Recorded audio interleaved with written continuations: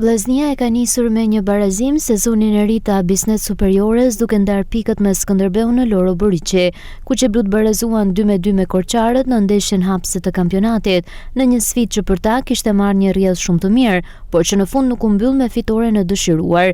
Të 4 golat e takimit u shënuan në pjesën e dytë. Vllaznia kaloi në avantazh të 2 fisht fal një dopjete të kapitenit Bekim Balaj, duke krijuar përshtypjen se fitoria ishte shumë pranë. Megjithatë Skënderbeu reagoi dhe riktheu ekuilibrin në Loro Boriqi. Janaçi ngushtoi diferencën në minutën e 57 me një goditje spektakolare nga jashtzona, ndërsa Charles Bismarck barazoi shifrat në minutën e 74.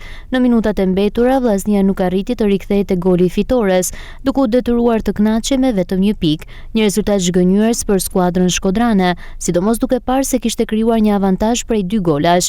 Pas barazimit foli trajneri i Shkodranëve Edi Martini, i cili analizoi ndeshjen e parë. Mendoj që e fitume lojën pa marru. Përshifsha atë golat se si mënyrën se si kena pësu. Kena mendu thosht marru me lojën para kohet.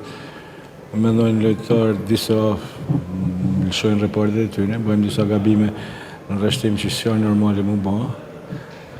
Duhet më tepër pikuri, sepse nga 2-0 ta kesh lojën në kontroll. Duhet kesh shumë qetësi, duhet çakullosh topin, duhet ta bash nervozimin kundërshtar.